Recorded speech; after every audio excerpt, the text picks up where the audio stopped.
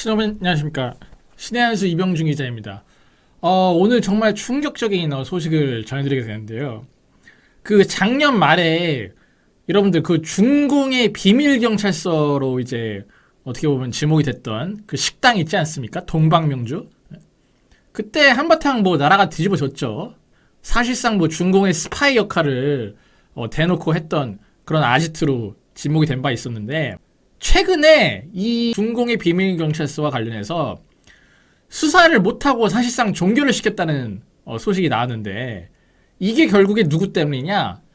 사법부, 김명수가 장악한 사법부 때문에 발목이 잡혀서 이 중공의 비밀경찰서를 제대로 수사를 못했다는 지금 소식이 나왔습니다. 사법부의 발목 잡혀 중공 비밀경찰 지목된 식당 간첩 혐의 수사 못했다. 자, 그러니까 이 비밀경찰서가 그 이른바 중국에서 이제 넘어온 인사들 중에 반체제 인사들, 중공의 어떤 체제를 위협할 수 있는 반체제 인사들을 색출해가지고 관리하는 그런 역할을 수행했다는 거 아니겠습니까? 실제로 그래서 통일전선부 어떤 산하 기관이라고도 볼 수 있다, 이런 보도가 나온 바 있는데, 자, 이게 뭐겠습니까? 대놓고 어떻게 보면은 중공 애들이 진의 스파이들을 위한 아지트를 만든 거잖아요. 그리고 스파이들이 그냥 대놓고 활동을 하고 다닌 거 아니겠습니까? 그러니까 중공 쪽의 간첩이죠. 이건 누가 봐도 중공 쪽의 간첩들이 간첩 활동을 해왔던 건데, 지금 사법부의 방해로 이 수사가 제대로 진행되지 못하고 있다. 국정원과 경찰이 이 중국 비밀경찰과 관련해서 조사에 나섰으나 성과 없이 종결된 것으로 지금 확인이 됐다고 하는데요. 이게 뭐 때문이냐? 형법상 간첩죄 사각지대 때문이랍니다. 자, 그래서 여야는 이를 보완한 간첩죄 개정안을 발의를 했지만 법원 행정처의 반대로 현재 계류 중인 것으로 나타났습니다. 오늘 방첩당국에 따르면 지난 1월부터 진행된 중국 비밀경찰 조사는 사실상 소득 없이 종결 처리됐다고 합니다. 식품위생법 위반 등 우회 수사만 진행됐고, 이 식당 관계자들이 제한중국인 정보를 다른 외국과 이들을 감시 소환한 행위는 수사하지 못했다고 합니다. 사실 식품위생법 이런 거는 뭐 격가지고 핵심이 이거잖아요. 자기네들의 그 반체제 인사들을 감시하고 추적하고 소환했다. 이 행위에 대해서는 아예 수사도 하지 못했다. 왜? 형법상 간첩죄 같은 경우는 그 6.25 전쟁 직후에 만들어지지 않았습니까? 그러다 보니까 적국을 위한 행위만 처벌토록 제정이 되어 있어요. 근데 여러분들, 우리나라 법상 적국이 어딥니까? 북한이죠. 그러니까 중국은 우리나라의 그 적으로 규정되어 있지가 않단 말이에요. 적국으로, 법상. 그렇기 때문에 간첩죄로 적용을 해서 수사를 할 수 없다는 겁니다. 자, 그래서 이상원 민주당 의원과 조수진 국민의힘 의원이 간첩죄의 사각지대를 보완할 형법상 간첩죄 개정안을 지난 1월과 2월 각각 대표 발의했다고 해요. 그러니까 이거는 뭐 조수진 의원도 잘한 거고, 이상원 의원도 뭐 이건 민주당 쪽이지만 이건 잘한 거죠. 잘한 건 잘했다고 해야죠. 자, 개정안에는 간첩의 개념이 적국을 위해 군사 기밀을 누설하는 행위에서 외국 또는 외국인의 단체를 위해 국가 기밀을 탐지, 수집, 누설, 전달, 중개하는 행위로 명확하게 확대 제정이 됐다고 합니다. 자, 그러니까 원래는 기존에는 적국에 대한 군사 기밀, 적국의 군사 기밀 누설, 이 행위만 이 간첩죄로 처벌을 할 수 있었는데, 이제는 그 대상이 외국 또는 외국인의 단체, 그리고 국가 기밀을 누설뿐만 아니라 탐지, 수집, 전달, 중개까지. 그러니까 완전히 이 간첩죄 적용 대상이 확대가 된 거죠.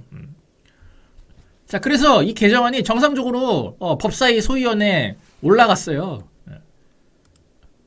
근데 3월과 6월 두 차례에 걸친 소위에서 의결이 이루어지지 않았다고 합니다.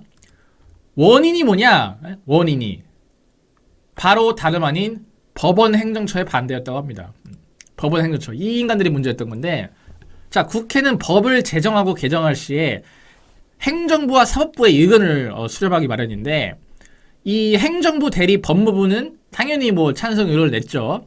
한동훈 장관의 법무부는 당연히 이 개정안에 대해서 찬성 의견을 낸 것과는 달리, 김명수의 사법부 대리 법원 행정처는 반대 의견을 낸 것입니다. 자, 결국 사법부의 반대 때문에 지금 이게 국회에서 통과가 안 되고 있다는 건데, 법원 행정처의 반대 이유가 뭐냐면은 이게 기가 막혀요.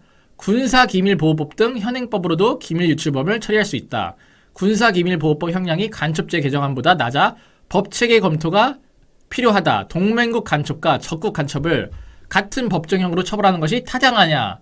이 세 가지였다고 하는데 결국 이런 그 법원 행정처에 거듭된 반대로 이 개정안이 지난달 소위 때는 아예 상정되지 못했다고 해요. 자, 근데 군사기밀보호법으로 이미 처리할 수 있다? 아니죠. 군사기밀보호법은 말 그대로 군사기밀 그것도 1급에서 상급 유출에 대한 조항만 어떻게 보면 적용이 되는 거기 때문에 그 대외비라는 게 있지 않습니까? 대외비. 그러니까 대외비는 처벌을 할 수가 없어요. 이 현행 그 군사기밀법상으로는. 그렇기 때문에 이 지금 간첩죄 개정안이 필요한 것이고, 그리고 군사기밀보호법의 형량이 간첩죄 개정안보다 낮아서 안 된다? 그러면은 간첩죄 개정안을 일단 통과를 시키고 그거를 일단 법제화하고 그 다음에 군사기밀보호법을 또 개정하면 되는 거잖아요. 이걸 왜 꼭 동시에 처리해야 됩니까? 언제부터 국회가 그런 식으로 일 처리를 했다고. 그러니까 이상한 걸로 딴지 잡아가지고 지금 어떻게 보면은 이 법의 통과를 막아놓은 거예요. 자, 그리고 마지막으로 이제 그 반대한다는 이유가 동맹국 간첩과 적국 간첩을 같은 법정형으로 처벌하는 것이 타당하지 않다. 자, 얼핏 보면 그럴싸하죠. 자, 요 텍스트로 제가 보여드릴게요. 동맹국과 적국의 간첩을 같은 법정형으로 처벌하는 것이 타당하냐? 타당하지 않다는 거잖아요. 지금 법원 행정처 그 주장이. 이거는 맞는 말이긴 해요. 맞는 말이긴 한데 이거는 이 개정안의 반대 이유가 될 수가 없습니다. 왜냐하면은 이거 홍익표 의원이 정확히 설명을 했더라고요. 이 양반이 웬일로 맞는 말을 하는지. 아니 어제는 뭐 민노총이 맞는 말을 하더니 갑자기 민주당이 또 맞는 말을 정말 오랜만에 했어요. 뭐 물론 민주당 전체가 한 게 아니고 홍익표가 한 거지만, 자, 홍익표 의원은 친소관계에 따라 형량 차이를 둬야 한다는 주장은 법적 형평성에 맞지 않다. 그건 판사의 재량이지 법에 명문화시키는 거는 말이 안 된다. 법원 행정처는 지금 굉장히 마이너한 문제를 걸고 넘어지고 있다. 개정안이 통과되면은 간첩죄가 남발될 수 있다는 생각을 하고 있는 것 같다. 이렇게 얘기를 했습니다. 그렇죠. 그러니까 친소관계에 따라, 그러니까 예를 들면은 우리가 뭐 중국의 간첩, 뭐 미국의 간첩, 일본의 간첩, 러시아의 간첩, 뭐 프랑스의 간첩, 이런 그 각국의 간첩들을 갖다가 다 똑같이 형량을 그 적용해서 처벌을 하면 안 되겠죠, 당연히. 당연히 뭐 예를 들면 뭐 프랑스 쪽 간첩이 있고 중국 쪽 간첩이 있다. 그러면 당연히 중공 쪽 간첩을 더 세게 처벌하는 게 맞지 않겠습니까? 근데 그거는 법에다가 그걸 박아둘 수가 없잖아요, 여러분들. 아니 법에다가 그러면 뭐 미국 간첩은 뭐 1년, 뭐 프랑스 간첩은 3년, 중국 간첩은 10년, 뭐 이렇게 법에다가 그걸 적어놔요? 말 같지도 않은 내용이죠. 그거는 법제화를 시킨다는 건 말도 안 되는 내용이고, 그거는 판사의 재량에 따라 판결에 넣어야 되는 거예요. 판결에 참고를 하면 되는 거죠. 그러니까 예를 들면 판사가 여기는 우리 동맹국이기 때문에 좀 이제 형량을 깎아준다거나, 근데 예를 들면 뭐 중공처럼 사실상 뭐 법적으로는 우리 적국이 아니지만 사실상 우리의 적이라고 볼 수 있는 중공적 간첩이 간첩죄를 저질렀다. 그러면은 이제 좀 더 이제 가중처벌을 한다거나, 그거는 판사가 재판에서 할 문제지 어떻게 법원에다 그 내용을 적어놓냐고. 그게 말이 돼요? 그러면은 아니 전 세계 그 국가가 200개가 넘는데 그 200개 국가별로 다 이 나라 간첩은 몇 년, 이 나라 간첩은 2년, 이 나라 간첩은 10년, 이 나라 간첩은 20년 이렇게 적어놓으라는 거예요, 그거를? 만약에 그렇게 법안 발의한다? 그거 완전 해외 토픽감입니다. 그 완전 나라 망신이죠. 그러니까 법원 행정처가 그걸 모르겠냐고요. 알고 있죠. 말도 안 되는 요구인 걸 알고 있음에도 불구하고 이 인간들이 뭐냐? 제가 볼 때는 그냥 이 법안을 막으려고, 이 법안을 반대하기 위한 명분을 찾다 보니까 결국 그런 말도 안 되는 꼬투리를 잡을 수밖에 없었다. 그거는 제 개인적인 해석입니다.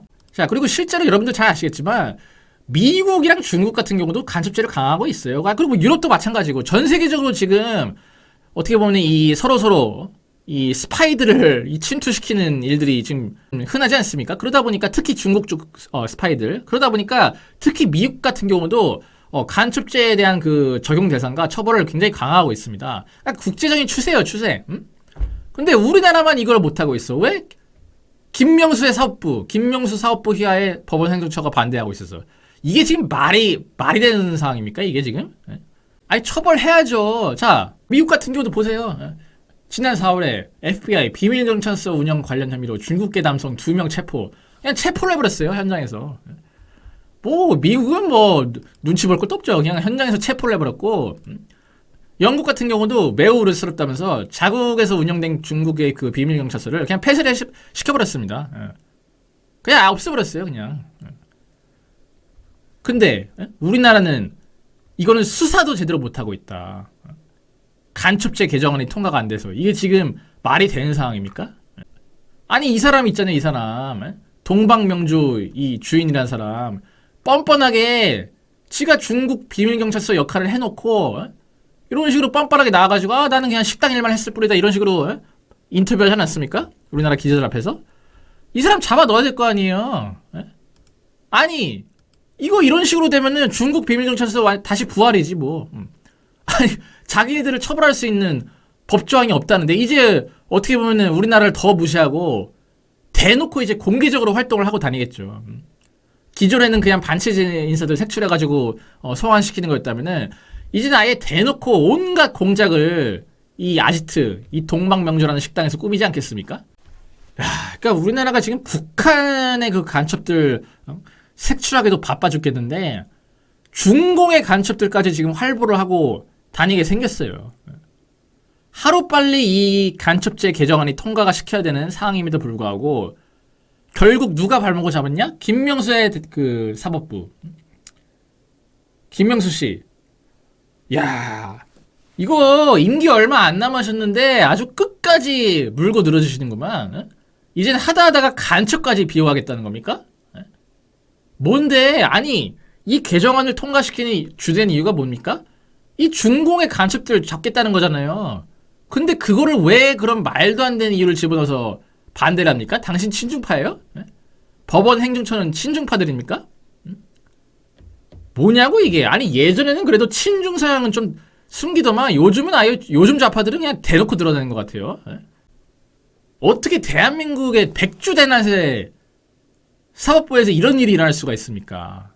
그러니까 결국 우리가 이 적을 때려잡고 싶어도 이 내부의 적들 때문에 수사조차도 못하고 있다. 이거 법원 같은 경우는 이 사법부 같은 경우는 정말 단순히 김명수가 물러난다고 해서 바뀔 수 있는 일이 아니에요. 이게 사법부 내부의 이 법조 카르텔, 특히 좌파 판사들에게 가는 이 카르텔이 굉장히 강하지 않습니까? 그런 것까지 싹 다 해가지고 이 사법부를 정말 혁명적 수준의 개혁을 이뤄내야 돼요. 그리고 윤석열 정부가 만약에 사법부 카르텔까지 깨준다? 그러면은 저는 지지율 70%까지 찍을 수 있다고 봅니다. 윤석열 정권이 내세우는 게 그거 아니에요. 반 카르텔 정권. 이제는 사법부 카르텔까지 칠 때가 됐다. 저는 그렇게 말씀을 드리고 싶습니다. 자, 그러면 저는 오늘이 이제 금요일이죠. 금요일이기 때문에 이제 주말 잘 보내시고요. 저는 또 월요일에 다시 찾아뵐 수 있도록 하겠습니다. 시청해주신 여러분 대단히 감사합니다.